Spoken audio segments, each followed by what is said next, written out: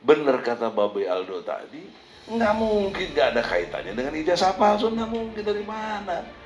Amat blow on kalau kita tidak mengkaitkan, karena dia ditangkap kan karena mubahalah. Mubahalah isinya apa? Tentang ijazah palsu. Di situ korelasinya.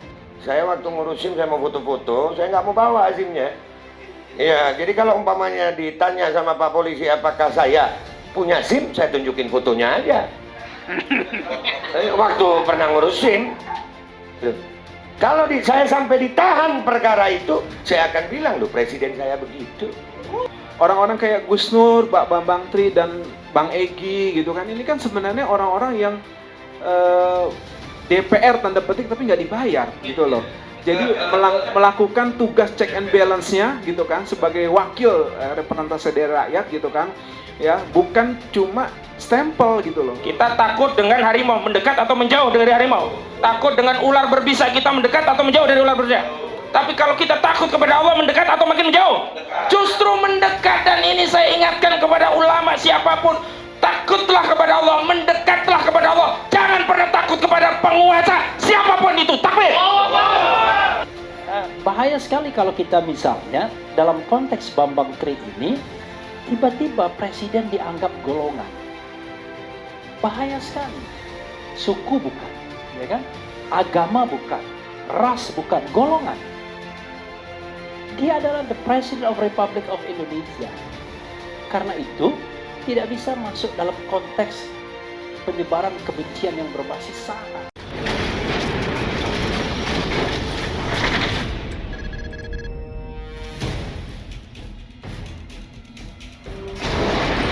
Ya, terima kasih Mas Hozinuddin, ya, Ahmad Hozinuddin AK, yang kalau ngomong tidak ada remnya.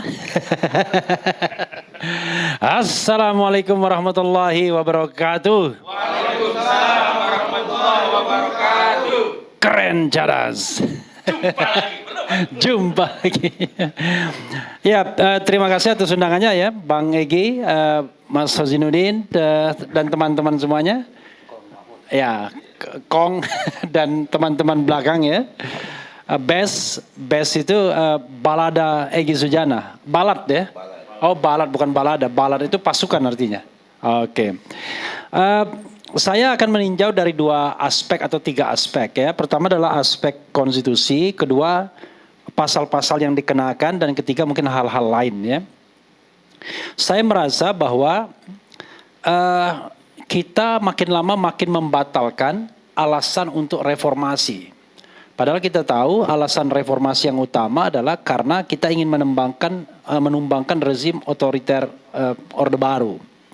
Dan itu memang dari sisi kajian sudah firm ya, bahwa pemerintahan Orde Baru adalah pemerintahan yang otoriter atau paling tidak non-demokratis menurut Mahfud MD dalam disertasinya.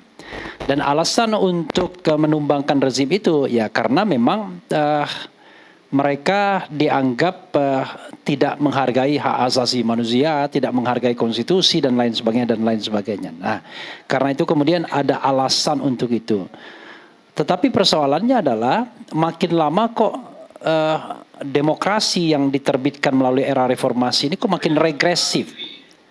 Jadi makin regresif, bukan makin progresif. Jadi kalau misalnya kita pakai jalannya demokrasi, itu kalau kita bicara tentang demokrasi, itu sekarang barangkali kita masuk pada taraf demokrasi yang prosedur.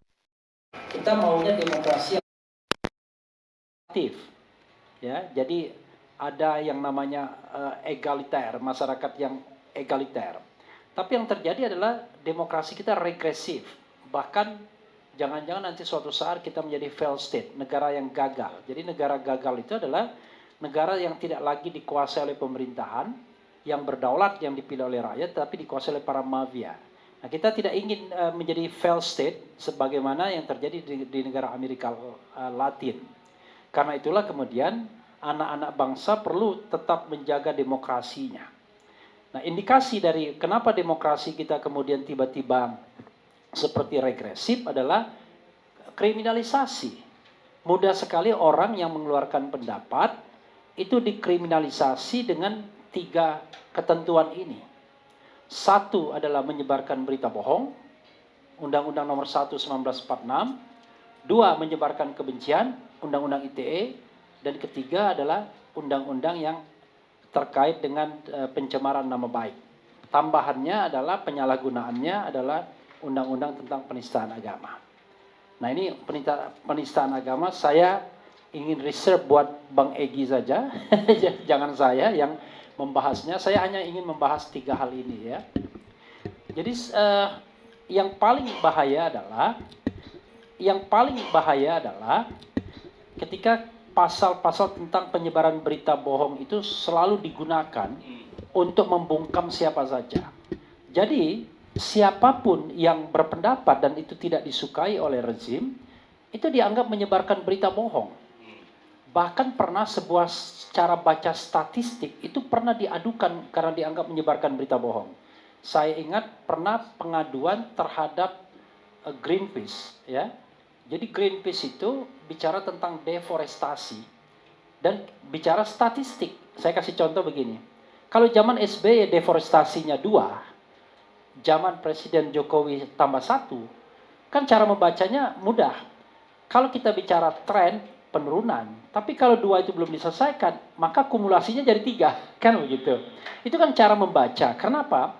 Karena kan masa lalu harus diselesaikan juga. Masa kemudian, wah itu urusan utang lo, kira-kira nggak begitu. Kan nggak begitu pemerintahan. Pemerintahan itu harus betul-betul menyelesaikan masa lalu dan tidak mengulanginya pada masa sekarang. Maka cara bacanya adalah deforestasi kita bukan 2, bukan 1, tapi 3 karena kumulasi.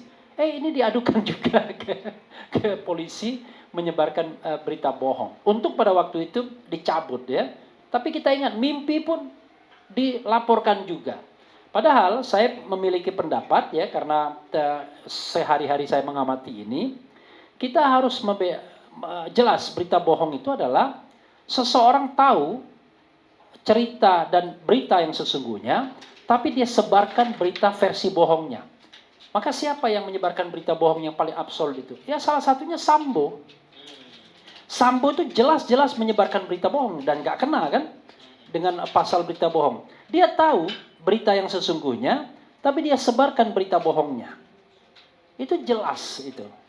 Jadi kalau kita misalnya ada berita yang masih spekulatif di masyarakat, gak bisa kita katakan itu berita bohong. Justru itu berita yang need clarification, yang butuh klarifikasi. Misalnya soal ijazah palsu. Itu berita yang perlu klarifikasi. Dan klarifikasinya itu dalam berbagai forum, baik forum hukum maupun forum politik. Nah, saya menghimbau soal ijazah palsu ini, harusnya DPR dan atau DPD bergerak menggunakan hak politik mereka, yaitu pengawasan. Tapi unfortunately, ternyata tidak dilakukan setelah forum hukum dicabut. Ya kan? Oke. Itu satu mengenai berita bohong yang unfortunately dihidupkan kembali.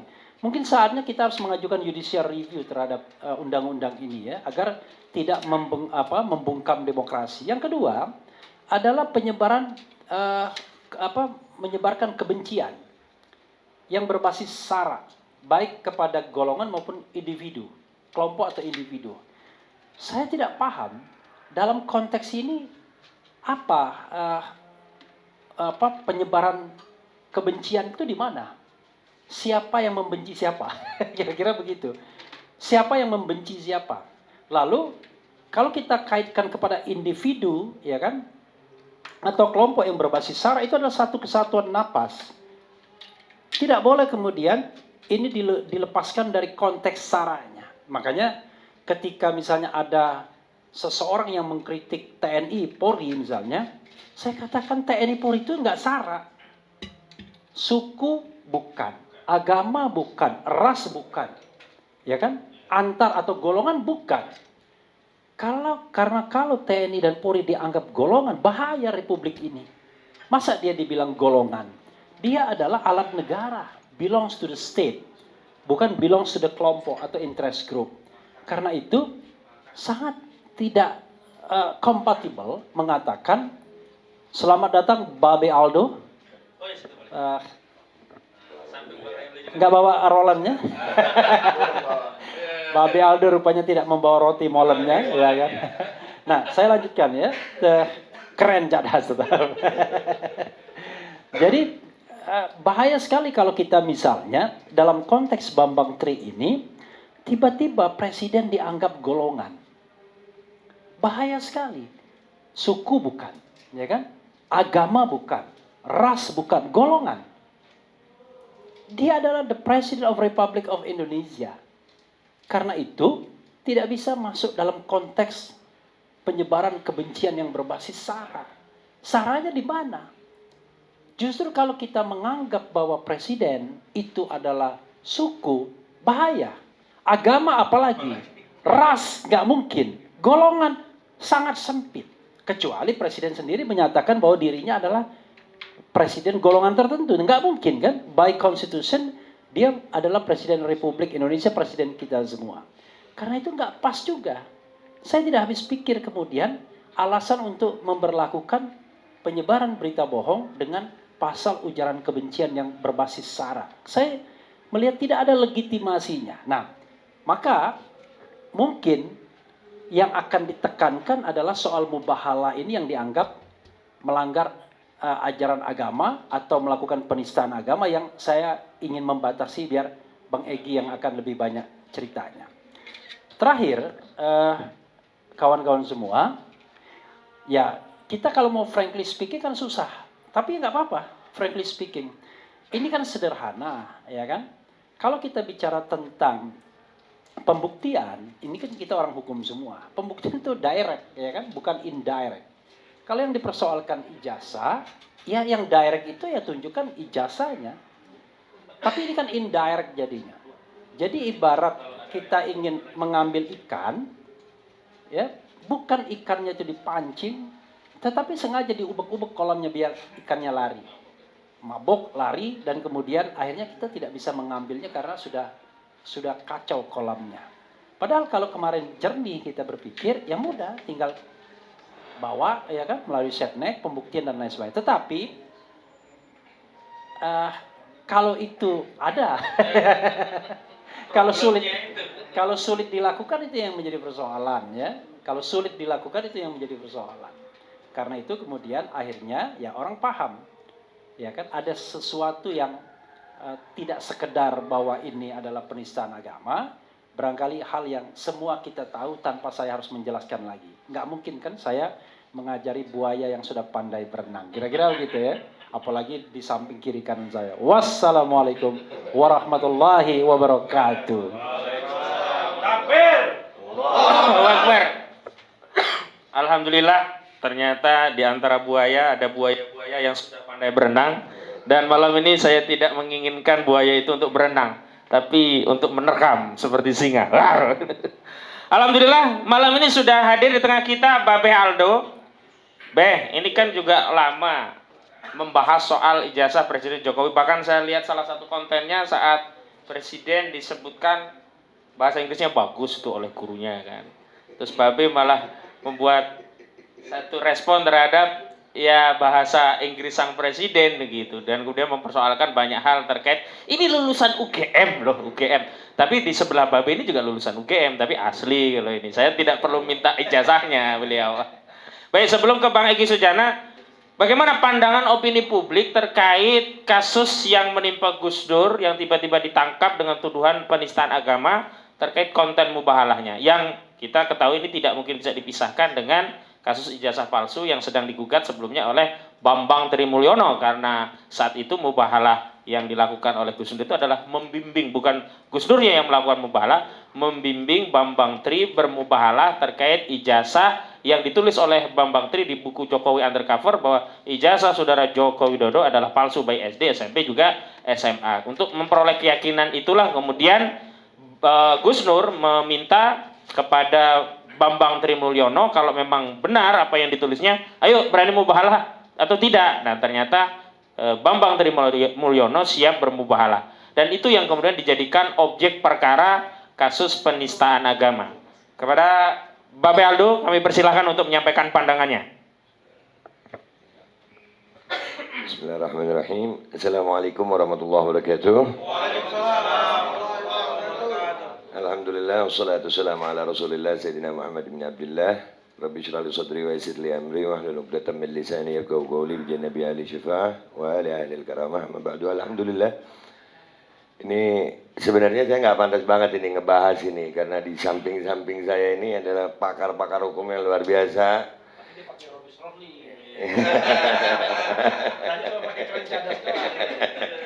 Ya, jadi memang alhamdulillah, mudah-mudahan beliau-beliau yang di samping saya ini umur panjang, sehat walafiat.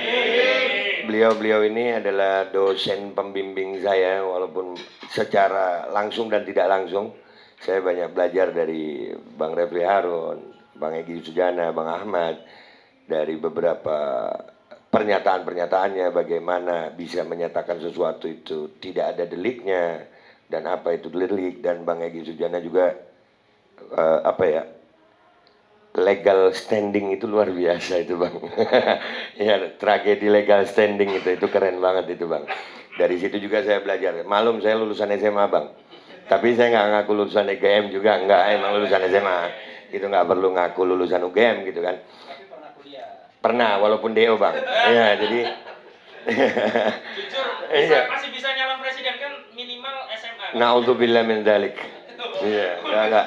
Iya, naudzubillah. Babak. DO itu klarifikasi, bukan karena bodoh. DO itu karena memang nggak mau kuliah. Bukan, mukul dosen waktu itu Bang.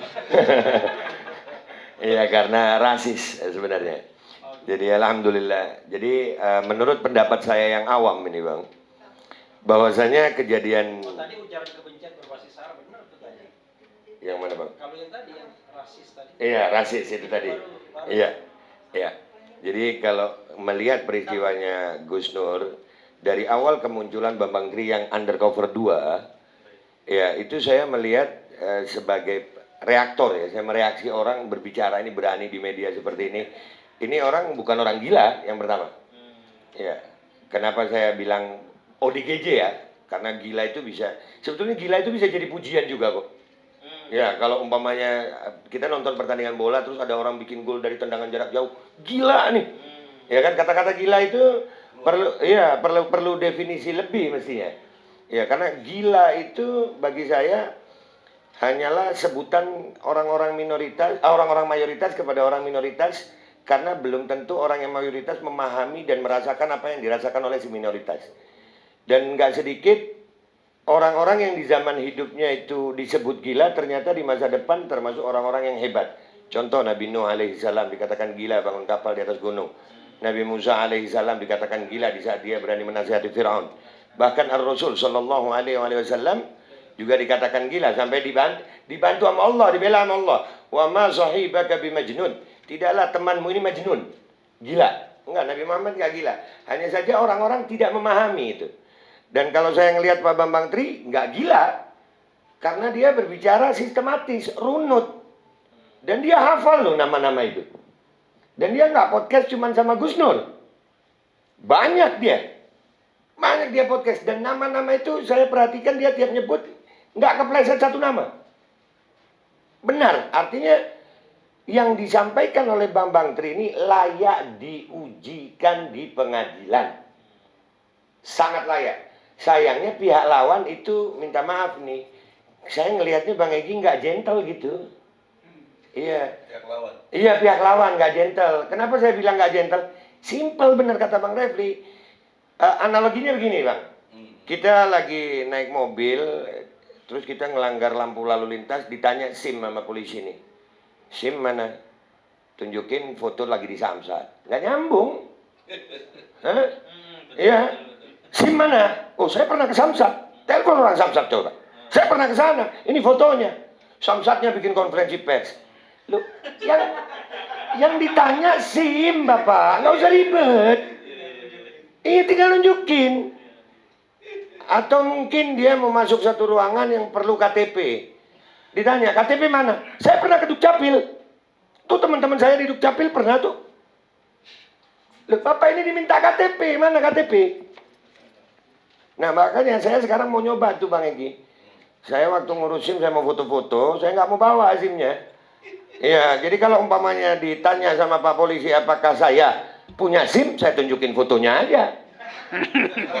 Waktu pernah ngurus SIM. Loh, kalau saya sampai ditahan perkara itu, saya akan bilang, loh presiden saya begitu. Kan presiden itu pemimpin. Dalam Islam Pak Jokowi Islam, saya Islam. Pemimpin itu imam. Imam itu contoh paling utamanya waktu sholat. Imam takbiratul ihram, makmum takbiratul ihram. Imam ruku, makmum ruku. Imam salam, makmum salam. Kita nggak boleh mendahului imam, batal jadi makmum. Jadi saya mau jadi makmumnya Pak Jokowi deh masalah itu. Jadi semua surat-surat saya tunjukin foto-fotonya aja. Teman-teman saya pernah. Dan buat apa juga ya? Nah itu logika saya. Logika berpikir saya. Mau diterima, alhamdulillah. Nggak diterima nggak apa-apa. Ini biar rada cerdas dikit, rada jauh. Tadi boleh ngopi dulu ya bang? Ya, saya kalau nggak kena kopi rada nggak pesen ya Allah. Coba pesen ya kan? Itu nomor WA-nya ada kok di video itu. Alhamdulillah. Baik. Nah, terkait dengan apa yang terjadi ditahannya dengan Pak Bambang Tri dengan Gus Nur, itu walaupun dikatakan oleh pihak-pihak itu ini nggak ada hubungannya sama ijazah. Ya Allah. Ini kita mau percaya susah gitu. Iya. Gimana kita? Kepercayaan ini kan belum ada pasalnya ya. Belum ada memang. Nggak percaya pidana gitu ada pasalnya nggak sekarang? Belum ya? Maaf Pak, kami nggak percaya itu nggak ada hubungan. Ada. Udahlah, ada. Mubahalah udah berapa kali. Bahkan Habib Ana Rizik, mudah-mudahan beliau umur panjang sehat afiat, yang pernah ditahan 4 tahun divonis 4 tahun hanya karena bilang saya baik-baik saja, itu pernah mubahalah. Tapi nggak ditahan karena mubahalanya, karena baik-baik sajanya. Gus Nur pernah mubahalah sebelumnya. Nah, cuman jujur saya pernah lihat potongan video. Ada Gus Nur, ada Bambang Tri. Ada kalimat Gus Nur yang keluar seperti ini Bang Egy. Tidak percaya Bambang Tri berarti tidak percaya Al-Quran. Mungkin kalau menurut pendapat saya pribadi, itu mestinya nggak dilihat di konteks kalimat itu aja mestinya. Di konteks keseluruhan dari acara Mubahalah podcast itu. Karena kalau dipotong di situ, nah itu bisa jadi salah. Karena Bambang Tri memang bukan Al-Quran. Ya, mungkin kalimat yang benarnya tidak percaya Mubahalah Bambang Tri, maka tidak percaya ajaran Al-Quran. Nah, tapi kalau itu dipotong, itu kayaknya maksa banget. Karena kita tahu itu acara full. Ya, Gus Nur berucap seperti itu, maksudnya ya Mubahalah itu. Dan ini kalau pihak itu mengatakan, ini nggak ada hubungannya sama ijazah. Ijazahnya sampai hari ini nggak keluar, Bambang Trinya ditahan. Dan kasus ini luar biasa viral. Sudahlah, akhirnya rakyat makin tahu. Rakyat makin tahu, apalagi tadi Bang Egy, saya dapat video. Katanya kalau salaman sama Joe Biden begini. Videonya keluar begini Bang. Jadi kan akhirnya kesian sama beliau gitu. Tolonglah orang-orang yang berada di pihak beliau. Tolong kesihani beliau. Jangan lagi dijadikan tameng kalian untuk merebut kenikmatan sesaat kalau gue bilang. Ya, udah banyak bukti. Negara ini negara hukum. Jangan sampai gara-gara mubahalah yang seperti ini rakyat makin antipati. Di tengah aparat penegak hukum sekarang tingkat kepercayaan rakyat terhadap aparat penegak hukum ini minus loh. Minus. Saya di konten itu Bang Refli 1 hari bisa sampai 2 oknum, 3 oknum. Serius. Dari mulai tingkat pangkat paling rendah sampai yang paling tinggi. Aparat penegak hukum. Ini dari proses perekrutan udah salah berarti. Ya, gimana mau menegakkan hukum kalau aparat penegaknya hukum nggak paham hukum gitu. Bahkan menjadi pelanggar hukum. Kalau mungkin diperbandingkan pelanggar hukum dari pihak aparat sama pelanggar hukum dari pihak rakyat, jumlahnya mungkin seimbang. Padahal jumlah penduduk sama jumlah aparat banyakkan jumlah penduduk. Tapi angka kriminalitas dalam presentasi lebih banyak di aparat kayaknya. Karena kriminalitas yang dilakukan oleh rakyat bisa mengajak aparat untuk melakukan kriminal juga. Contohnya, kalau saya, ini contoh ya, contoh. Salah ngomong di sini selesai gue ini. Ini libidik semua, babel lagi. Nggak ada SH-nya, nggak ada apa. Bang Egy bantuin saya kalau kalian kepleset. Ya, ngopi dulu Bang. Aman. Kalau negara demokrasi itu nggak seharusnya tidak ada orang yang ditangkap, dikriminalkan karena bicara. Nah mestinya Bang, cuman kan masalahnya kita ini kan. Harusnya, saya kan sambil berdoa. Ya, jadi maksud saya kalau rakyat melakukan kriminal itu bisa mengajak aparat untuk melakukan kriminalitas. Ini contoh nih. Saya melakukan pelanggaran hukum, umpamanya nggak usah jauh-jauh, melanggar hukum lalu lintas saja. Saya bisa ngatur aparat itu. Udah Pak, damai aja daripada ngurus. Saya melakukan kriminal dan mengajak aparat untuk melakukan kriminal. Aparatnya ikut-ikut. Itu kalau jumlah kecil. Terus kalau 303 tikoti. Terus kalau narkoba. Terus kalau tambah ini, kami berharap dengan adanya ini tolonglah khusus buat Pak Listio Sigit. Tolong bersihkan polisi institusi Polri dari kepentingan politik. Kami melihatnya negara ini hukum agak gimana Bang, karena di situ ada kepentingan politik. Jadi mempolitisasi, kami juga ada politisasi aparat kepolisian. Sehingga aparat kepolisian itu bertindak hukumnya itu ya begini. Pasal-pasal ini hanya tajam kepada pihak oposisi. Sampai hari ini Bang Egy, saya sudah melaporkan kribo. Belum ada proses. Iya, sampai sekarang. Padahal itu kalau yang diduga bukan yang kribo yang itu beda lagi Bang, itu kribonya. Kalau yang itu lucu Bang, kalau yang ini ngeselin. Kopi gue mendadak pahit barusan. Jadi dari pertemuan ini kita berharap insya Allah mudah-mudahan rakyat Indonesia jadi makin sadar. Karena pesan buat semua nih, termasuk diri saya, stop bohong sudah, stop bohong. Udah jangan bohong lagi. Kalau kalian nggak mau membuka kebohongan kalian, demi Allah, Allah akan punya caranya untuk membongkar itu semuanya. Itu aja dari saya Bang, minta maaf kalau ada salah. Insya Allah Indonesia bisa lepas dari segala macam bentuk kebohongan dan penindasan. Wassalamualaikum warahmatullahi wabarakatuh.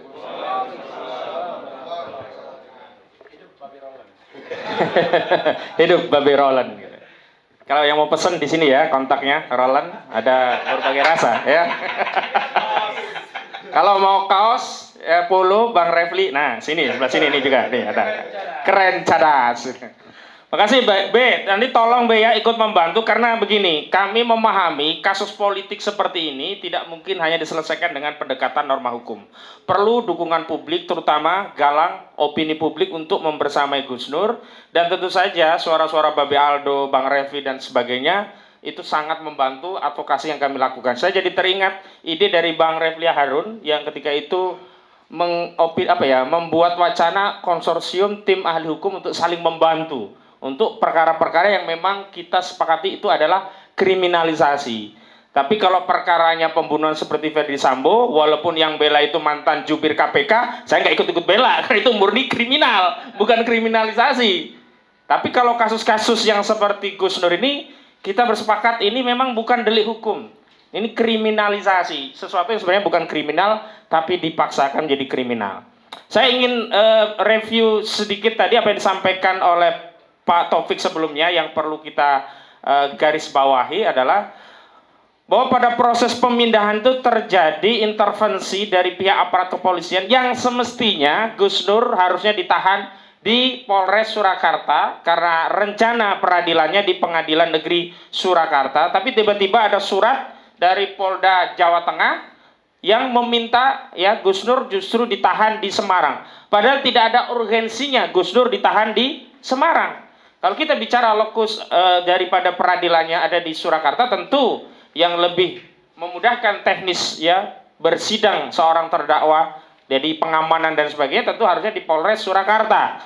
Tetapi kenapa ini ditarik di Polda Jawa Tengah? Nah ini yang masih akan kita protes. Dan sebelumnya sudah juga ada protes dari teman-teman di Surakarta, baik kepada Kejaksaan Negeri. Jadi protes kita kepada Kejaksaan Kajari Surakarta. Kenapa dia mempunyai wewenang untuk menempatkan terdakwa yang sudah menjadi kewenangan daripada jaksa penuntut umum, bukan penyidik lagi, ternyata masih ya kalah ya diintervensi, ditarik oleh Polda Jawa Tengah. Yang kedua, kepada Kapolda Jawa Tengah, kami juga pertanyakan apa kepentingan saudara Kapolda Jawa Tengah menarik klien kami Gus Nur ke tahanan Polda Jawa Tengah. Itu menyulitkan kami dalam melakukan pembelaan hukum termasuk keluarga untuk menjenguk Gus Nur. Dan tentu saja dalam perspektif lain ini bisa dipahami sebagai tindakan menghalang-halangi advokat untuk menjalankan tugas dan fungsinya untuk membela klien baik di dalam maupun di luar persidangan. Bahkan ya narasinya bisa saja meningkat menjadi obstruction of justice dalam pengertian usaha daripada seorang advokat untuk membela klien dalam rangka menegakkan keadilan menjadi terhalang dengan tindakan-tindakan yang tidak memiliki dasar legitimasi hukum, baik itu di hukum acaranya di KUHAP maupun peraturan-peraturan teknis yang dikeluarkan oleh Kapolri. Ini kan nantinya jadinya ya suka-suka kepolisian, suka-suka penyidik. Ini yang disebut dengan mahstat atau negara kekuasaan, tidak lagi menggunakan norma hukum sebagai guidance atau sebagai rel untuk melaksanakan kebijakan atau tindakan-tindakan yang berdasarkan kewenangannya. Nah, sekarang saya minta Bang Egy Sujana, karena ada hal yang perlu saya sampaikan juga.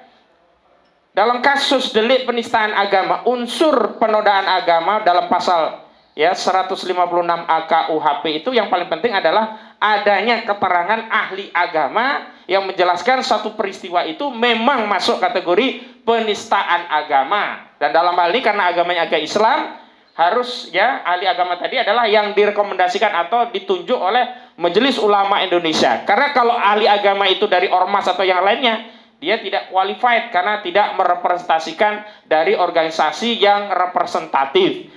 Kasusnya sederhana, presidennya Ahok.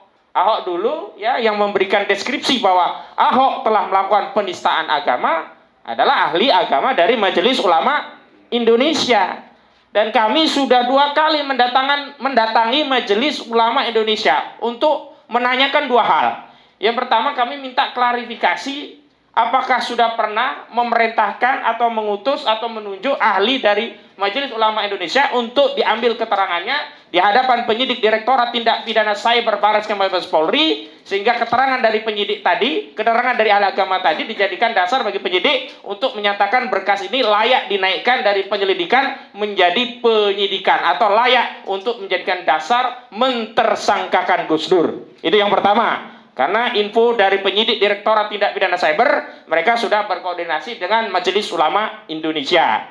Yang kedua, kami juga mohon kepada MUI untuk mengeluarkan fatwa keagamaan berkaitan dengan mubahalah ini. Karena khawatir kami, kalau tidak ada fatwa terhadap mubahalah ini, nanti aparat penegak hukum ke depan akan mudah mengkriminalisasi umat Islam yang meyakini mubahalah, yang ingin menggunakan mubahalah untuk misalkan menguatkan satu keyakinan atau ingin menolak suatu kebohongan dengan mubahalah tadi, kemudian akan dikriminalisasi.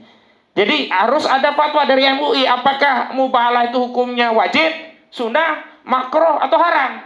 Kalau memang Majelis Ulama Indonesia menyatakan mubahalah itu haram, maka terlarang bagi siapapun untuk melakukan mubahalah. Nah, ini perlu agar apa? Nanti aparat penegak hukum tidak mudah mengkualifikasi penistaan agama yang berkaitan dengan ajaran agama Islam tanpa dasar ilmu. Dan yang paling penting saya ingin sampaikan kepada ulama-ulama yang ada di Majelis Ulama Indonesia, di surah Fatir Allah Subhanahu wa taala berfirman, a'udzubillahi minasyaitonirrajim, innama yasallaha min ibadihil ulama. Sesungguhnya yang paling takut kepada Allah Subhanahu wa taala.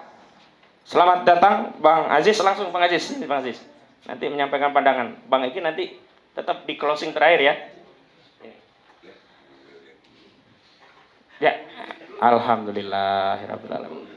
Sudah konser yang lainnya tadi. Ya, maksud saya lanjut ya, Bang.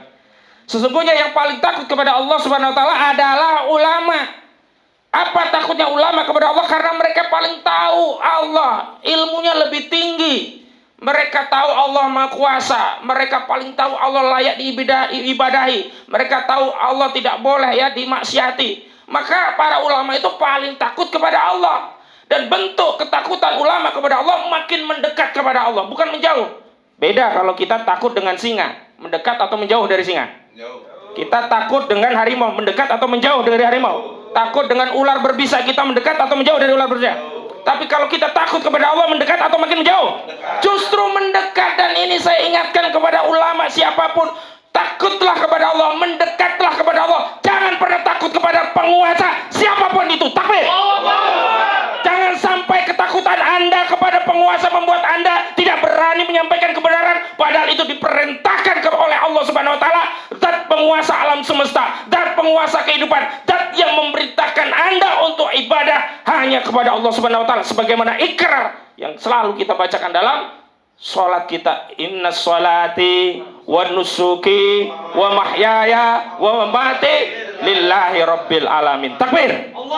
Selanjutnya kepada Bang Aziz Zaunar dulu nih, Bang Eki, untuk bisa menyampaikan pandangan terkait apa yang menimpa klien kita Gus Nur. Tadi sudah diinfo, sementara Gus Nur ditahan di Polda Jawa Tengah, padahal seharusnya di Polres Surakarta, karena rencana peradilannya ada di Pengadilan Negeri Surakarta. Kuat dugaan ada intervensi yang ingin menjauhkan Gus Nur dari Surakarta, sehingga menyulitkan tim kuasa hukum untuk mengunjungi, juga keluarga untuk mengunjungi, koordinasi persiapan proses di persidangan. Silakan. Ya, terima kasih.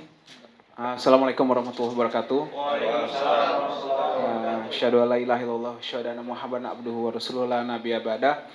Terima kasih kepada senior-senior abang-abang kita di sini, ada Bang Egi, ada abang saya Bang Refli, Habib, Babe Haldo, Mas Ahmad, Engkong, dan semua tanpa mengurangi rasa hormat sudah saya sebutkan satu persatu. Luar biasa semuanya. Di sini orang-orang berani semua, orang-orang yang luar biasa, orang-orang nekat kali ya, bukan orang berani kali ya. Enggak, maksudnya begini, karena tadi yang kita hadapin ini kan tadi bukan cuma singa. Kalau singa kan dikandangin beres Bang Egi. Ini yang punya kandangnya gitu loh, gimana ya gitu. Jadi luar biasa. Jadi mudah-mudahan saya jadi ikutan berani di sini. Amin gitu kan. Jadi memang lagi-lagi yang dihadapi oleh klien kita adalah ini Gus Nur ya, dan Pak Bambang Tri juga. Nah, dan Pak Bambang Tri ini memang lagi-lagi merupakan suatu bentuk penyalahgunaan wewenang atau penyalahgunaan dari instrumen-instrumen yang dimiliki untuk membungkam ya. Kami menduga untuk membungkam kritisnya pihak-pihak yang memang berseberangan dengan penguasa. Ini sebenarnya kalau secara tidak langsung merupakan implementasi dari kemarin vlog atau rekaman video yang bocor. Nah, menurut kami semua, kami berkeyakinan bahwa hal ini memang salah satu implementasi jelas gitu loh. Allah membuka makar-makarnya gitu kan dari musuh-musuh kebenaran ini untuk menampakkan. Kalau kita kan kemarin menduga-duga, apa iya sih? Kita kan sebenarnya bahasanya menduga, kita menduga hukum digunakan sebagai instrumen. Artinya mereka mengatakan bahwa kita prosedur secara hukum seperti ini gitu loh. Itu masih memang beberapa pihak yang awam, ya betul memang ini masalah hukum. Tapi dengan kemarin gitu kan yang bocor itu, terlepas dari habis itu ada penyesalan atau koreksi, tapi itu fakta yang spontan gitu loh. Nah, itu artinya membuktikan bahwa memang sudah gamblang gitu kan, ugal-ugalan gitu loh, penyalahgunaan dari instrumen-instrumen yang dimiliki oleh negara ini bukan digunakan ya, kami menduga bukan digunakan untuk kepentingan ketertiban dan penegakan hukum, tapi malah untuk membuka pihak-pihak yang memang tidak disukai gitu. Dan tidak disukainya bukan karena mereka ini membenci penguasa itu, bukan. Yang dibenci oleh Gus Nur, sepengetahuan saya gitu, saya membaca ini itu adalah kebijakan-kebijakannya gitu loh. Artinya ini sangat keliru ketika kita di iklim demokrasi, di yang mengaku berdemokrasi Pancasila. Mungkin nanti Bang Refli bisa menjelaskan apakah itu masih konsisten dengan amandemen terakhir yang keempat itu.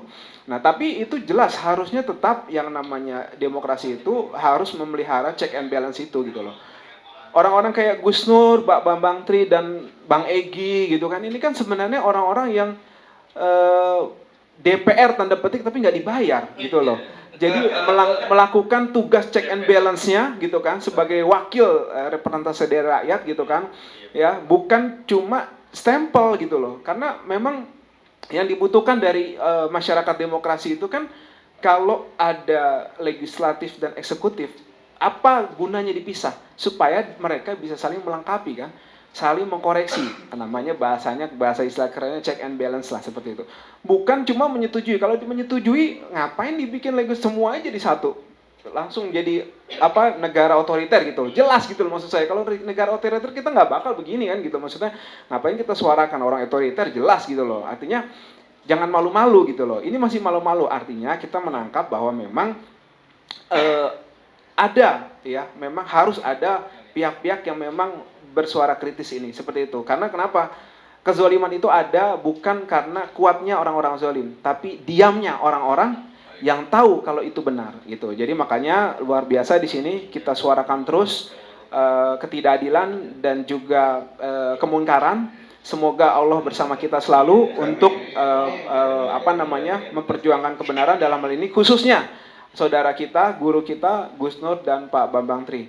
Semoga kita ditolong Allah selalu. Semoga Gus Nur dan keluarganya dan Pak Bambang diberi ketabahan, kesabaran. Insya Allah Allah akan menunjukkan kekuasaannya gitu. Dan ingat, memang mungkin nanti bisa jadi kebenaran itu akan tegak bukan oleh kita, karena Allah menjanjikan kebenaran itu tegak, bukan pengusung kebenaran itu. Jadi pengusung kebenaran bisa siapa aja, tapi tegaknya itu pasti. Dan sungguh beruntung kalau kita ada di barisan itu. Terima kasih saya diajak di sini oleh Bang Egy, Bang Refli dan Mas Ahmad dan Kong semuanya. Demikian dari saya singkatnya. Wabillahi taufiq wal hidayah. Assalamualaikum warahmatullahi wabarakatuh. Waalaikumsalam warahmatullahi wabarakatuh. Panitia tolong nanti siapkan meme, quote-nya ya, kebenaran keadilan itu pasti tegak, bukan pengusungnya, tapi mudah-mudahan kita termasuk pengusungnya. Nanti Bang Aziz Anwar, ini spesial nih, kita ambil dari pernyataan beliau yang terakhir. Baik, sekarang Bang Egy Sujana, dan memang sudah kita ketahui, Bang Mahmud mau menyampaikan? Oh tidak. Jadi kita sudah 2 kali ke Majelis Ulama Indonesia, respon terakhir juga sudah kita ketahui dari statement Bang Egy Sujana, tapi sebagai tim yang paling senior, mohon Bang Egy untuk menyampaikan pandangan-pandangannya, dan nanti setelah ini ada session yang sifatnya terpisah, nanti bisa dilanjut, silakan untuk wawancara di sini dengan sesama, ada YouTuber semua ini di sini ya. Ya, kepada Bang Egy tolong disampaikan pandangan-pandangan hukum dari tim kuasa hukum, dan memang kita ada 2 tim Bang, tim di Jakarta kita, tim yang di Solo, memang Pak Taufik hanya koordinator, tidak masuk menjadi tim penerima kuasa. Tapi insya Allah nanti Pak Taufik siap untuk menjadi tim ahli. Dan memang kita berbagi tugas, ada yang menjadi tim ahli, ada yang memberikan dukungan opini. Nah, kita yang ada yang di lapangan. Nah, kalau kita di seluruh lini ya, di lapangan iya, di media juga iya. Insya Allah mudah-mudahan kita semuanya dilindungi oleh Allah Subhanahu wa Ta'ala. Pada Bang Egy Sujana dipersilahkan. Terima kasih Adinda Ahmad Khosinuddin. Bismillahirrahmanirrahim. Assalamualaikum warahmatullahi wabarakatuh. Waalaikumsalam warahmatullahi wabarakatuh. Takbir. Allahu Akbar.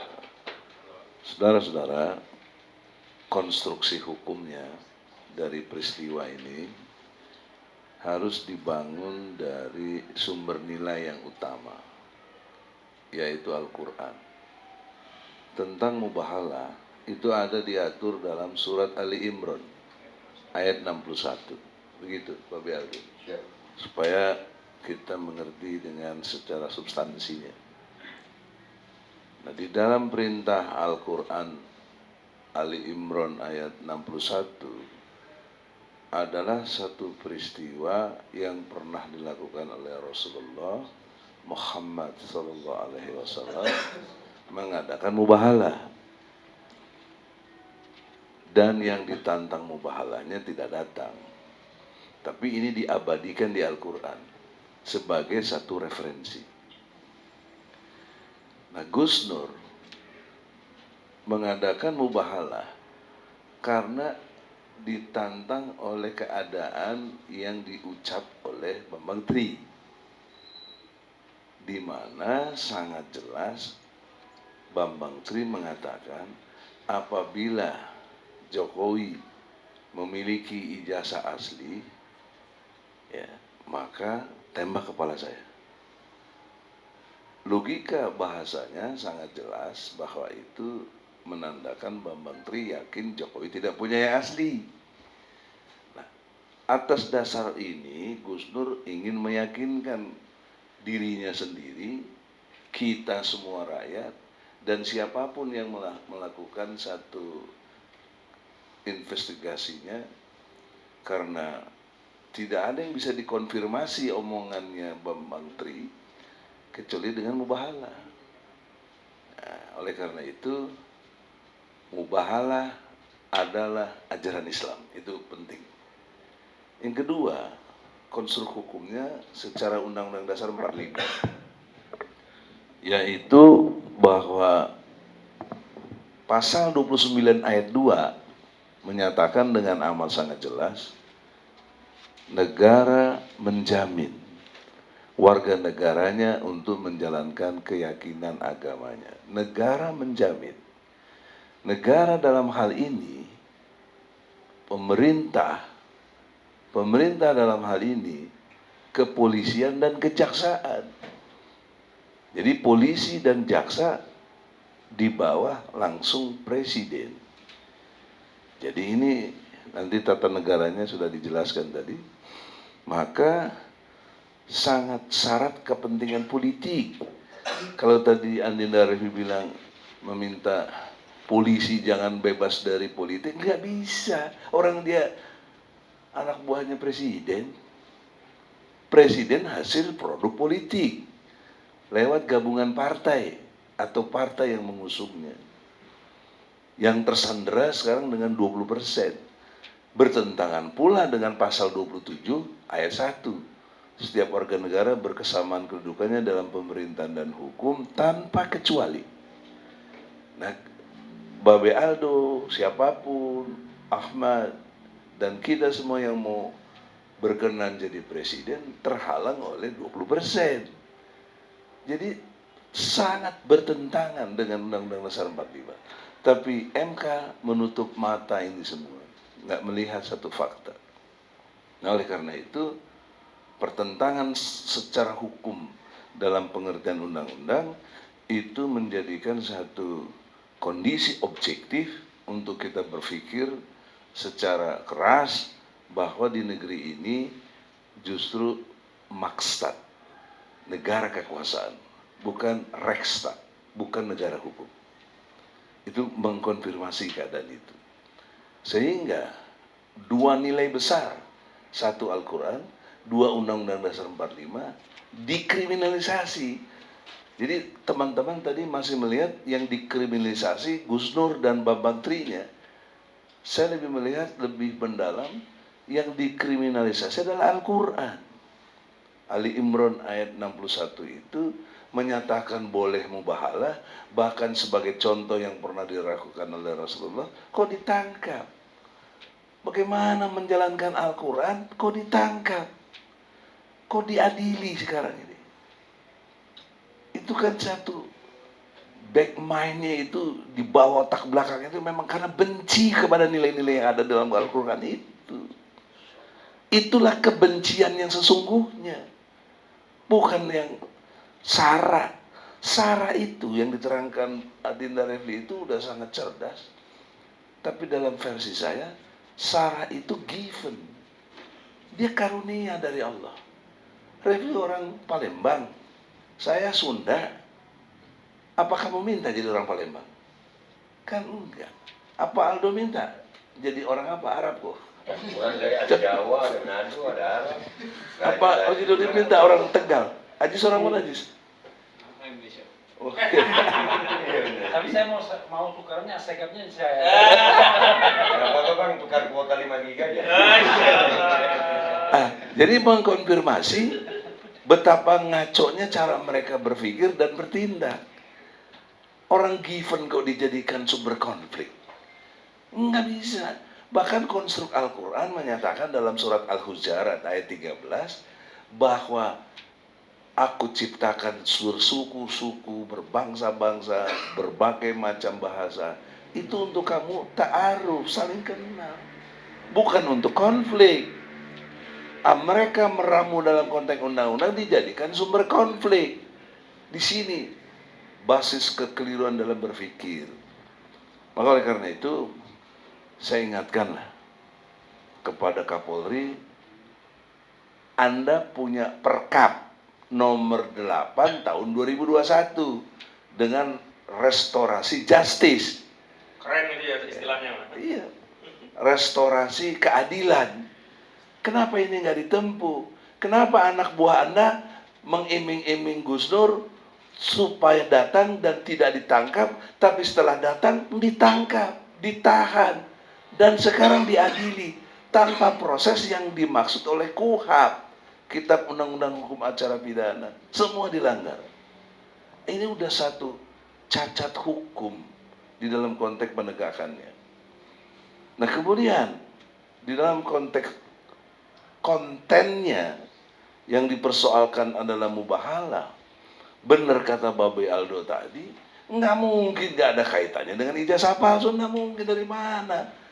Amat blow on kalau kita tidak mengkaitkan, karena dia ditangkap kan karena mubahalah. Mubahalah isinya apa? Tentang ijazah palsu. Di situ korelasinya. Jadi tidak diragukan lagi sebagai satu kajian yang sangat serius secara ilmu hukum, bahwa di sini tidak pakai pendekatan ilmu hukum, tapi kumaha aing we cek Sunda mah. Gimana gue aja lu mau apa lu? Sakarku. Ya, Jawanya begitu. Nah, jadi ini berbahaya di dalam konteks penegakan hukum. Selanjutnya, konstruksi hukum berikutnya adalah sudah masuk kepada kejaksaan.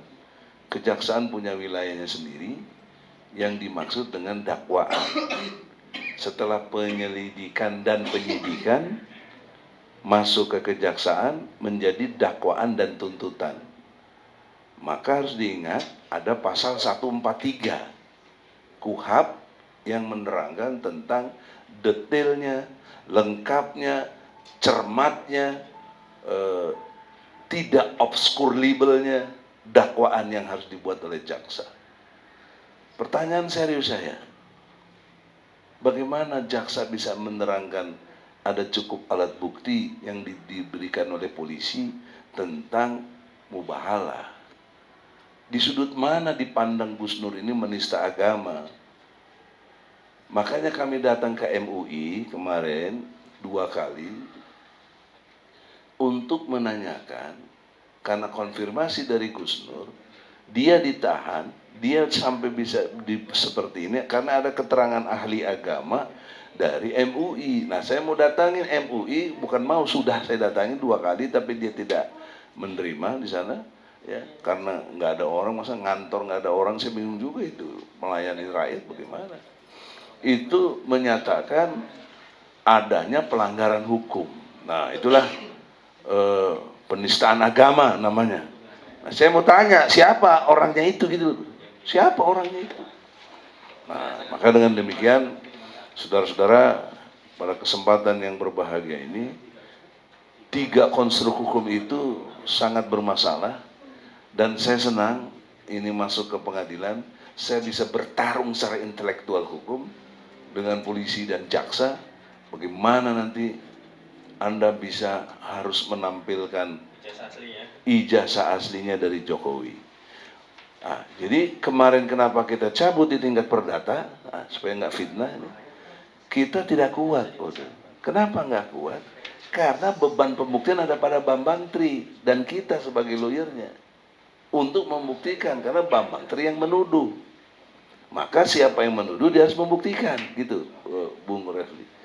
Jadi kalau kita paksakan, mengingat tahun lalu pernah saya juga gugat Jokowi, dengan mudah dikalahkan oleh pengadilan dengan jawaban tidak berwenang. Itu. Nah, traumatik itulah membuat kita cabut dengan counter attack. Itu sebenarnya harus dipaham sebagai counter attack, karena resonansinya justru membangkitkan rakyat. Paling tidak Pak Mudrik, ya, yang di Solo dan nanti akan diadilinya juga di Solo, itu menyurati MPR, DPR, DPD untuk memanggil presiden. Nah, itu satu hikmah. Nah, hikmah yang keduanya lagi, sekarang masuk ke koridor pidana, maka beban pembuktian ada pada jaksa dan polisi. Gitu loh. Nah, di situ enaknya kita bisa melawan, karena waktu Bambang Tri kita nggak sanggup. Kenapa? Karena nggak bisa mendatangkan Bambang Tri dan saksi-saksi serta akses lainnya ada pada mereka. Minta penangguhan aja nggak bisa. Nah, maka kita sabar, lihat situasi itu, maka kita sekarang sudah masuk pidana. Saya senang sekali Anda harus buktikan, karena seperti Babe Aldo logika yang sederhana tadi, ditanya SIM, kenapa kamu kasih liatin foto yang tidak ada kaitannya dengan SIM? Itu kan satu kondisi objektif yang nggak benar gitu loh. Anda ditanya ijazahnya, Anda tunjukkan reuni-reuni dengan para teman-teman yang dulu. Secara ilmu hukum, keterangan siapapun, bahkan rektor UGM sekalipun, tidak punya nilai hukum. Karena tidak dikonfirmasi di pengadilan. Kalau di pengadilan disumpah. Kalau ada sumpahnya palsu, kena 7 tahun. Jadi kalau di medsos menjelaskan sih, siapa yang mau persoalkan kalaupun salah. Gitu. Ini pentingnya konstruk hukum, harusnya di pengadilan, baru punya nilai hukum. Nah, maka dalam konteks nanti di peristiwa pidana ini, saya minta polisi juga sudah masuk kepada kejaksaan, harus menampilkan ijazah aslinya Jokowi. Itu harus. Dan harus dibarengi hasil lab krim dari Mabes Polri, digital forensiknya itu, untuk bisa membuktikan bahwa ini ijazah aslinya. Karena tuduhan Bambang Tri ini palsu. Nah, kan harus dibantah dengan ini asli. Selama itu belum tertampilkan yang asli, maka asumsi hukum dan logika hukum yang cerdas dan sehat bahwa hari ini harus dinyatakan ijazah Jokowinya palsu. Karena belum muncul yang asli. Dan selamanya akan begitu. Sebelum dimunculkan yang asli, tetaplah yang benar adalah Bambang Tri. Maka dikonfirmasi melalui mubahalah, tunggu laknat Allah akan menimpa siapa yang berdusta. Amin. Gitu. Nah, pendusta ini diatur oleh Allah di dalam surat Al-Maun, Ara'aital ladzi yukadzibu biddin. Tahukah kamu siapa pendusta agama itu? Mereka yang menghardik anak miskin atau anak yatim, tidak beri makan, sholatnya lalai, dan tidak membantu. Nah, kita lihat ini pendusta, tidak membantu dalam konteks penegakan hukum. Kok jadi ribut begini se-Indonesia, bahkan mungkin internasional kalau diperbincangkan. Cuma saya ulangi lagi, cuma kita minta konfirmasi ijazah aslinya mana, kok nggak dikasih stok, sampai sekarang tidak dikasih. Karena Anda tidak membantu ini. Ini pendusta agama. Ya. Tidak mengkondisikan agama Islam itu tegak dengan baik.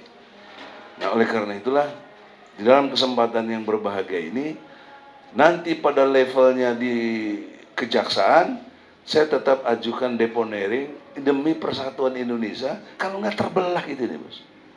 Sangat terbelah. Dan mengganggu sila ketiga persatuan Indonesia, nggak mungkin nggak terjadi. Pasti terjadi kisruh dan hal-hal lain yang tidak diinginkan. Jadi pertanyaan serius saya, apakah Jokowi mengkondisikan supaya tidak terjadi persatuan Indonesia atau bagaimana?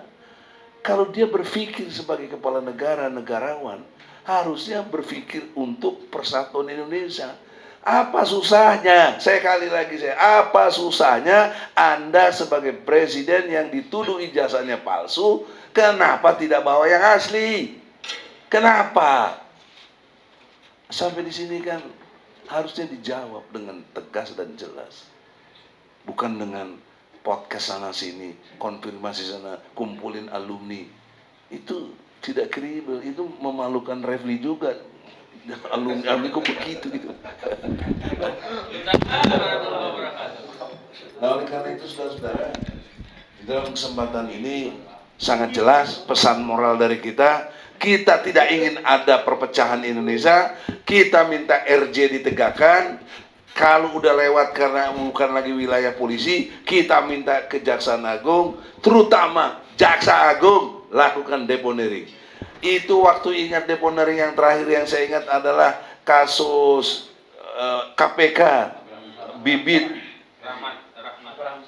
Abraham Samad. Urusan begitu aja di deponering. Kok ini urusan agama, kriminalisasi pada Al-Quran, kok kalian tidak deponering? Nah, kalaupun kalian tidak mau juga, gak apa-apa. Kita malah senang. Terbuktilah bahwa ijazah Jokowi palsu. Saya kira demikian. Assalamualaikum warahmatullahi wabarakatuh.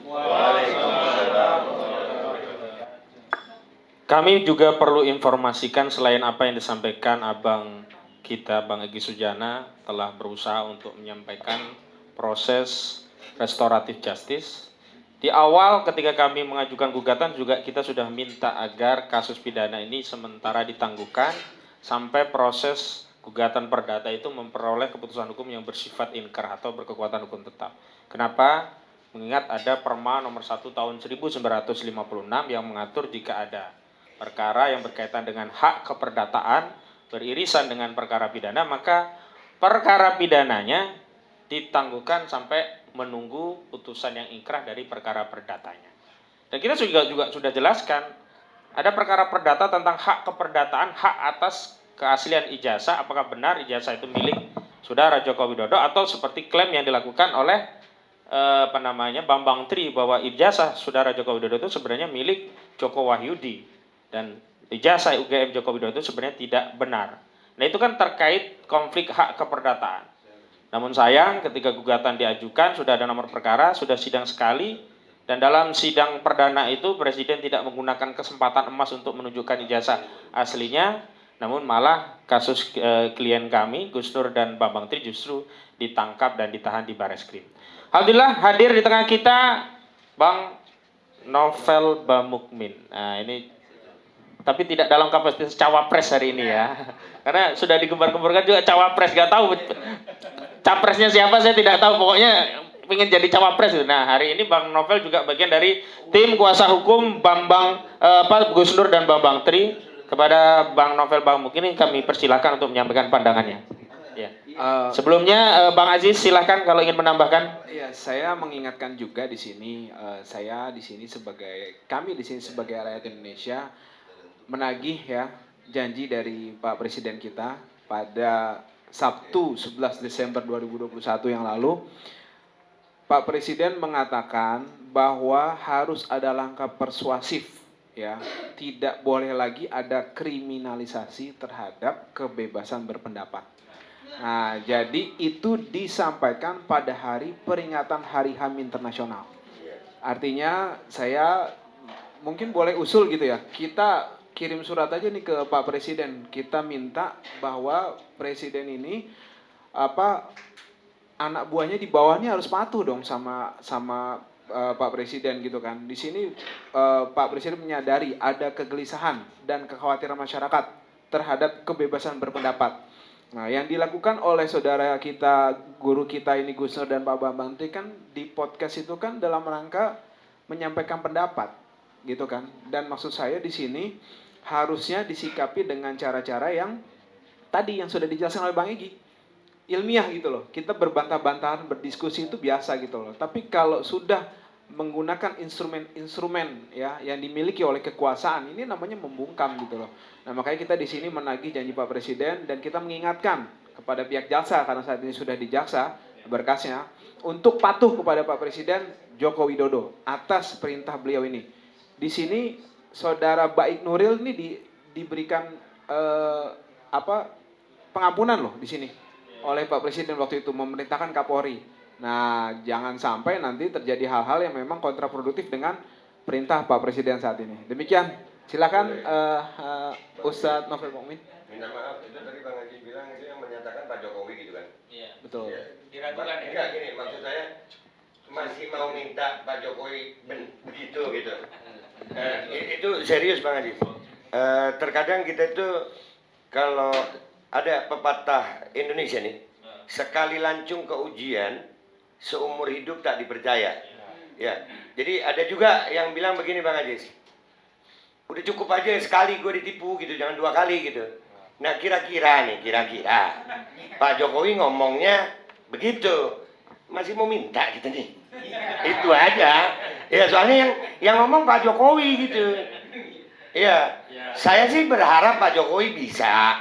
Cuman kayaknya mau Pak Jokowi masalahnya bang. Bukan, tadi yang saya minta Babe, saya minta tadi bawahannya ikut sama Arwani Aranto gitu. Ngomongnya pakai teks atau nggak pakai teks? Nggak, ini serius. Saya nggak merendahkan. Kadang-kadang begini. Kalau pejabat publik itu kan ada 2. Ada yang ngomong dari dalam dirinya ketika dia tidak pakai teks. Ada yang dia membacakan teks yang sudah disiapkan stafnya. Nah kadang-kadang dia nggak sadar yang dia bacakan. Kira-kira begitu. Kita sisi manusiawinya kira-kira begitu. Saya masih berhusnuzan soalnya sih. Enggak, saya minta maaf Bang Haji, soalnya pernah beliau berucap Provinsi Padang. Itu waktu nggak ada teks itu. Terus Kendari itu Sulawesi Tengah. Itu saya husnuzon Bang Haji. Serius. Kendari Sulawesi Tengah, mungkin wilayah Sulawesi Tengah akan diperluas sampai ke Kendari. Iya. Provinsi Padang diperkecil. Atau iya, jadi begitu. Ya, Bang Aziz silakan klarifikasi sebelum Bang Nol. Ya, tadi sebenarnya kita menggunakan instrumen yang ada. Jadi memang kita kan di sini menggunakan instrumen hukum gitu kan. Dan tadi ada perintah presiden tadi, kita minta jaksa konsisten untuk melaksanakan perintah atasannya tadi. Itu aja jadi. Masalah ada ketidakkonsistenan itu mungkin objek Babe Aldo aja nanti. Oke, silakan. Bib Novel. Ini harus siap-siap nih, biasanya kayak tablik akbar ini. Pas nih malam jadwal tablik akbar lagi kosong. Kemana keliling mulu. Assalamualaikum warahmatullahi wabarakatuh. Bismillah walhamdulillah wala haula wala quwata illa billah. Asyhadu an la ilaha illallah wahdahu la syarikalah wa asyhadu anna Muhammadan abduhu wa rasuluh la nabiyya ba'dah. Allahumma salli wa sallim wa barik ala sayyidina Muhammadin wa ala alihi wa ashabihi wa man tabi'ahum bi ihsanin illa yaumiddin. Subhanaka la ilma lana illa ma 'allamtana innaka antal alimul hakim wa tub 'alaina innaka antat tawwabur rahim wa la haula wa la quwwata illa billahil azim amma ba'd. Qala Allah Ta'ala bil Qur'anil Karim, a'udzu billahi minasyaitonir rajim. Bismillahirrahmanirrahim. Ya ayyuhalladzina amanu udkhulu fis silmi kaffah wa la tattabi'u khutuwatish syaitan innahu lakum aduwwun mubin. Sadaqallahul azim wa balagha rasul habibul karim wa nahnu ala dzalika minasyahidin wasyakirin walhamdulillahi rabbil alamin. Yang terhormat, yang sama-sama kita hormati pejuang muda kita, sastrawan politik luar biasa, pejuang kita, mujahid kita nih, yang boleh dikatakan nggak pernah lelah untuk berjuang membela kebenaran, terutama kebenaran di jalan dinullah. Mudah-mudahan Allah Subhanahu wa Ta'ala berkahi langkah pengacara muda kita, advokat kita Ahmad Hosinuddin. Mudah-mudahan Allah panjangkan umurnya dalam taat kepada Allah Subhanahu wa Ta'ala, disehatkan badannya, diberkahi rezekinya, dibahagiakan rumah tangganya, dan segala hajatnya mudah-mudahan dikabulkan oleh Allah Subhanahu wa Ta'ala. Juga alhamdulillah di tengah-tengah kita, senior kita, ada Profesor Dr. Egy Sujana. Begitu juga ada Dr. Refli Harun, luar biasa pejuang media kita, pakar hukum kita. Begitu juga ada Babe Aldo, dan tak lupa jubir utama daripada imam besar kita, Bang Aziz Yanuar. Begitu juga ada luar biasa nih orang tua kita nih, senior kita yang biasa dipanggil Engkong Mahmud. Mudah-mudahan kumpulnya kita pada malam hari ini senantiasa selalu mendapat ridho, rahmat, ampunan dan berkahnya daripada Allah Subhanahu wa Ta'ala.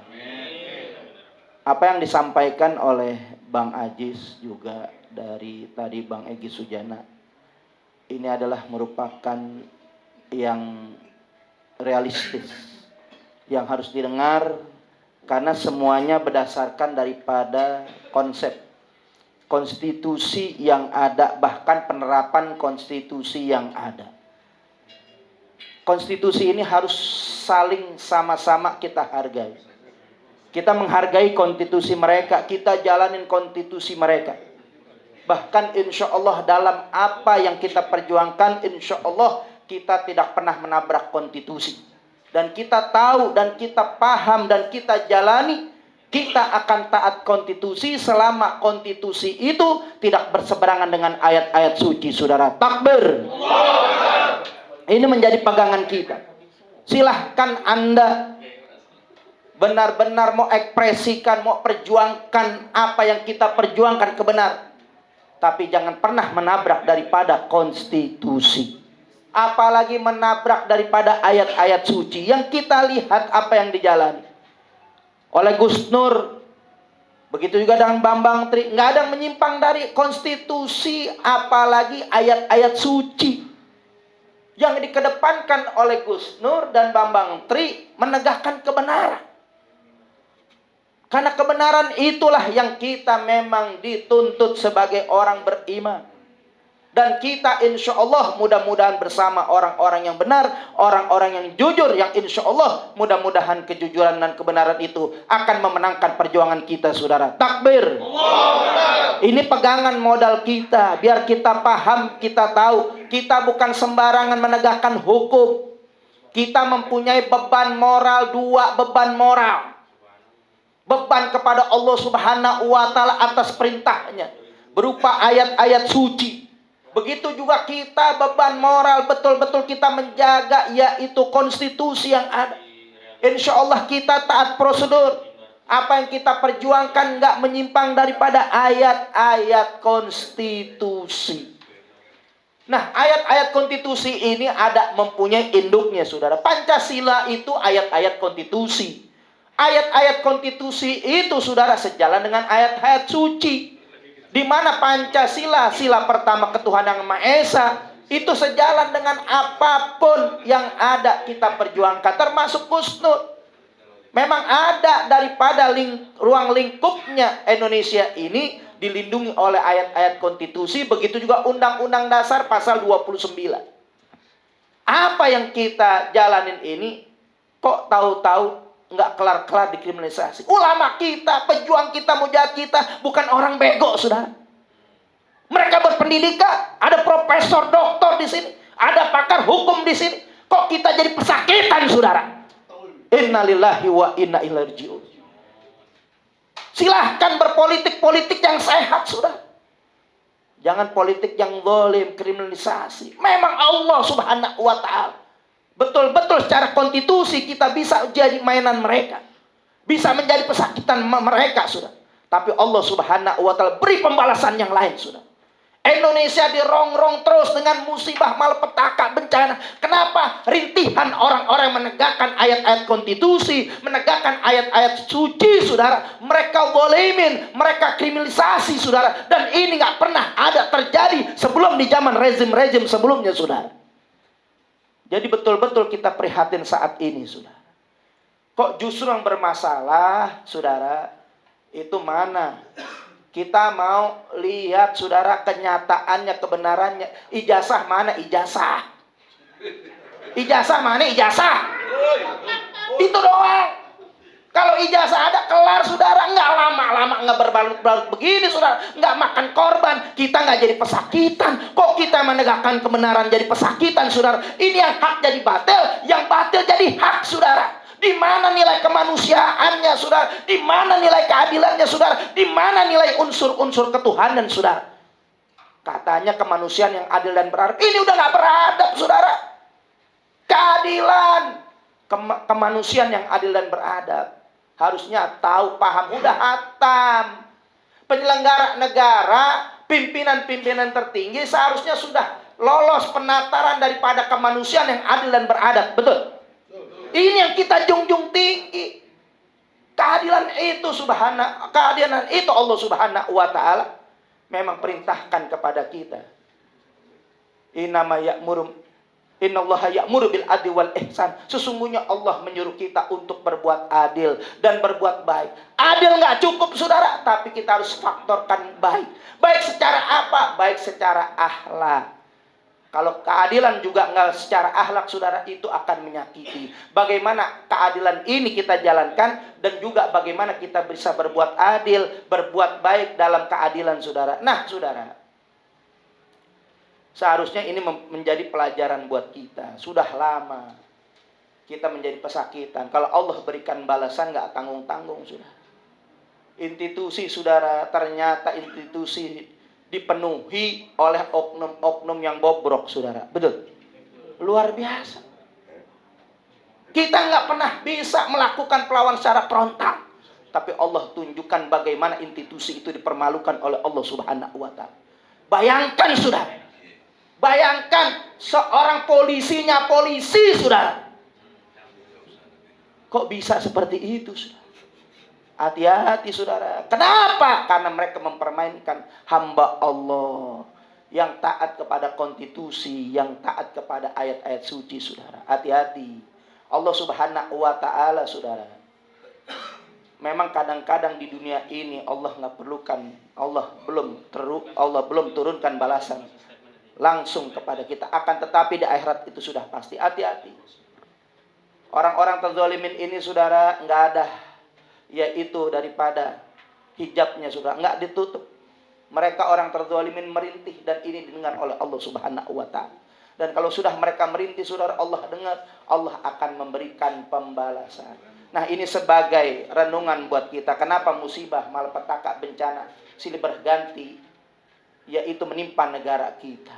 Nggak selesai-selesai kriminalisasi sama ulama. Saudara, musibah itu pasti, musibah itu umum. Ada musibah sebabnya manusia yang berbuat secara langsung. Ada juga musibah disebabkan manusia berbuat secara tidak langsung. Ini renungan buat kita. Ini akhir tahun muhasabah buat kita. Sayyidina Umar katakan, hasibu anfusakum qabla an tuhasabu. Hisablah diri kamu sebelum kamu dihisab di yaumul kiamah nanti. Nah, kita renungin diri kita, introspeksi diri kita, saudara. Di akhir tahun, saudara, kapan lagi kesempatan momentum akhir tahun? Musibah di depan kita itu adalah introspeksi buat diri kita, peringatan buat diri kita.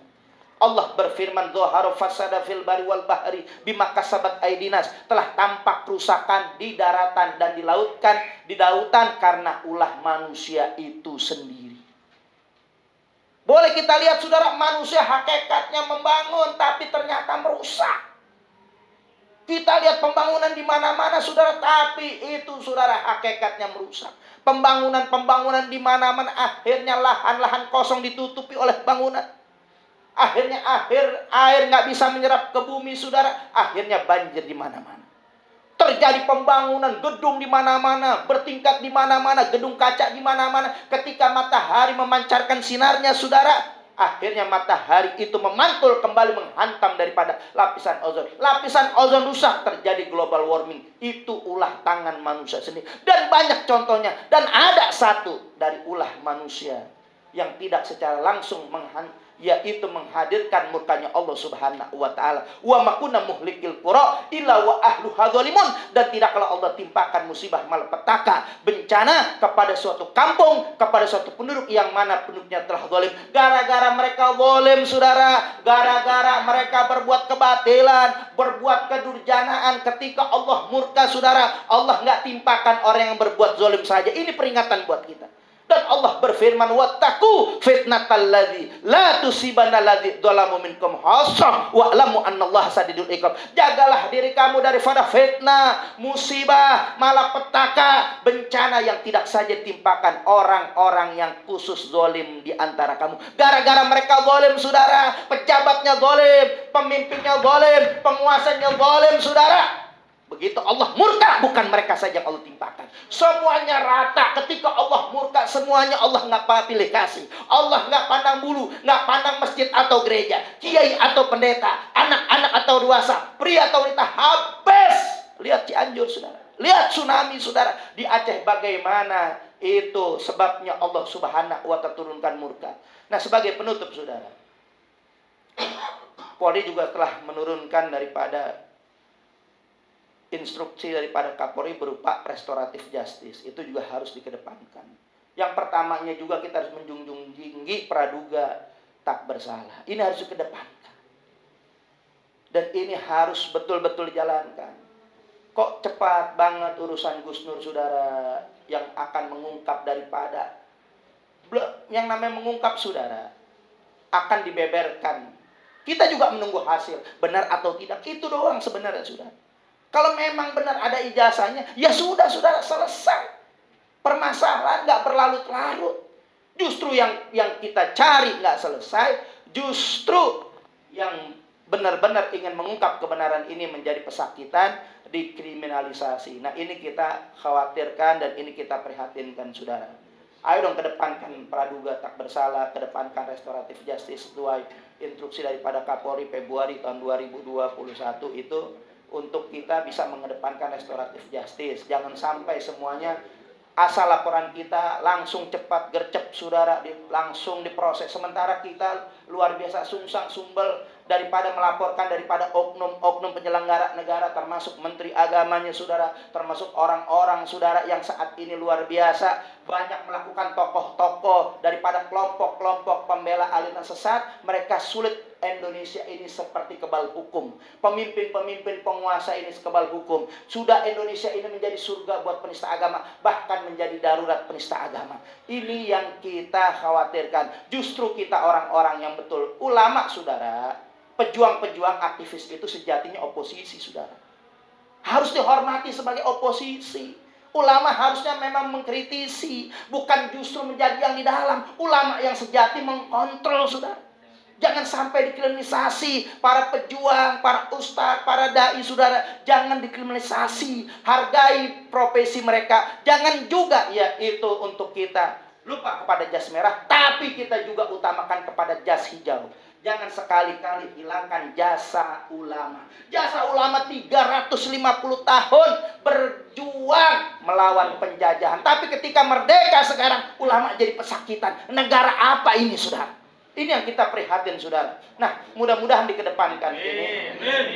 Allah Subhanahu wa Ta'ala berikan kekuatan kepada kita, pejuang-pejuang kita. Mudah-mudahan Allah Subhanahu wa Ta'ala kuatkan buat Bang Haji Munarman. Begitu juga Allah Subhanahu wa Ta'ala kepada Farid Okbah, Zain Anaja, Hanung Alhamad, dan lain-lain sebagainya, saudara, yang mereka diproses hukum. Mudah-mudahan Allah Subhanahu wa Ta'ala berikan kekuatan, kesabaran yang insya Allah mudah-mudahan kita dipanggil oleh Allah Subhanahu wa Ta'ala. Jangan pernah bosan-bosan membela mereka. Jangan pernah, saudara, lelah untuk mereka. Kalau mereka, saudara, para pembela penista agama, pendukung komunis, mereka enggak pernah lelah. Kalau mereka berani mati demi setan, saudara, insya Allah kita umat Islam, pengacara, advokat, lebih berani mati lagi ketimbang mereka, saudara. Takbir.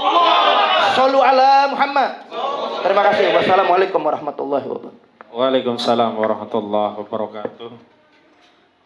Terima kasih Bang Novel, Bang Mukmin yang telah memberikan tausiah kepada kita semua dan memberikan pandangan-pandangan hukum terutama terkait dengan azas praduga tak bersalah dan restoratif justice yang semestinya didengar, tapi ya kita tidak tahu apa yang terjadi. Baik, untuk menutup acara ini kita berikan kesempatan kepada senior kita yang pertama, kepada Kandra Refli Harun untuk bisa menyampaikan closing statement. Disusul kemudian Bang Egy Sujana. Kepada Kandra Refli Harun dipersilahkan. Ya, sedikit saja ya. Kita kan bukan tidak paham ya bahwa masalah itu ada norma normatifnya, ada yang realitas politiknya. Itu kita paham. Tetapi memang ketika kita mau menegakkan hukum, maka kita berharap pemerintah, penguasa, aparat penegak hukum itu konsisten. Nah, walaupun barangkali orang mengatakan hari ini minta konsistensi, tetapi kita selalu berharap. Karena tujuan kita memang menegakkan norma negara hukum. Tujuan kita negara itu melindungi segenap bangsa. Walaupun itu unfinished project, sampai sekarang tidak gampang, tidak mudah direalisasikan, tapi kita senantiasa berharap. Jadi kita menjadi bagian dari anak bangsa yang sesungguhnya tetap optimistis, ya. Kalau tidak hari ini mungkin besok, mungkin besoknya. Kalau tidak tahun ini mungkin 2023, mungkin 2024 kita akan mengalami kehidupan yang jauh lebih baik. Itu satu ya. Soal yang terkait dengan yang jelas ya, soal ijazah. kemudian soal yang terkait dengan pengadilan, ya. Saya sekali lagi menghimbau, selesaikan dalam koridor hukum yang seluruh-seluruhnya. Jadi seluruh-seluruhnya itu hukum tidak ditegakkan untuk kekuasaan, tapi hukum ditegakkan dengan rohnya, itu keadilan. Ya. Dan saya mencatat satu lagi, alasan untuk menahan dan menangkap. Jadi yang namanya hukum pidana itu adalah hukum yang keras. Jadi dia harusnya the last resort, harus menjadi jalan terakhir. Kalau ultimum remedium, kalau seandainya terhadap koruptor ditangkap, ditahan, is okay. Ya. Kepada seorang pembunuh ditangkap dan ditahan, is okay. Tapi orang yang menyampaikan pendapat, lalu kita tidak setuju, ditangkap dan ditahan, maka saya mengatakan negara itu kebangetan. Jadi negara itu betul-betul tidak menghargai demokrasi dan hak asasi manusia. Nah, mudah-mudahan ini menyadarkan, ya, kalau tidak saat ini mungkin kekuasaan berikutnya akan lebih aware. Wassalamualaikum warahmatullahi wabarakatuh. Langsung aja, ada 3 tahap berpikir, 1 persepsi, 2 kesadaran, 3 pentaatan. Apa yang kami sampaikan mulai dari Babe Aldo, Refli Harun, saya, Pak Ahmad, kemudian Ajis dan Novel, itu semuanya adalah membangun persepsi. Insya Allah yang diharapkan dari persepsinya adalah muncul kesadaran bersama. Karena persepsi kita semua sudah sama. Satu hal tentang ijazah ini, kasus case close, kalau istilah Bung Refli, atau kasus ditutup jika Jokowi dengan kesadarannya menunjukkan ijazah aslinya. Case close, tutup. Nggak ada kericuhan dan lain sebagainya.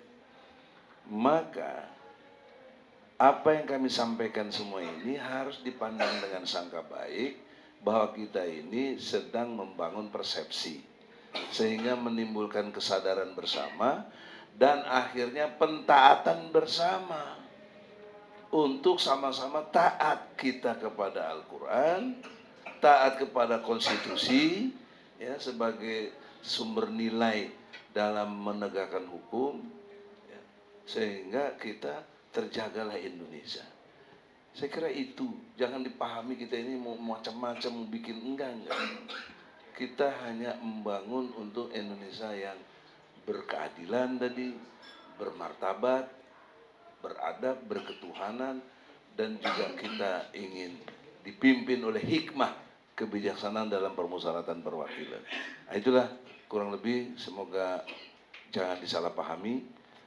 Konferensi ini betul-betul untuk bangun persepsi yang benar, kesadaran yang terukur, dan pentaatan yang dibenarkan secara Al-Quran dan juga konstitusi. Assalamualaikum warahmatullahi wabarakatuh. Alhamdulillah, tibalah kita di penghujung acara, dan terima kasih atas kehadiran Kanda dan abang-abang sekalian, juga rekan sejawat advokat, ada Bang Novel, Bang Mukmin, ada Bang Mahmud, Kong Mahmud kita memanggilnya, ada Bang Aziz Anwar, ada Bang Egy Sujana, ada Kandara Refli Harun, juga ada Babe Aldo minus roti molennya, ya, sayang sekali pada kesempatan kali ini roti apa, bolen ya, rolen ya, iya.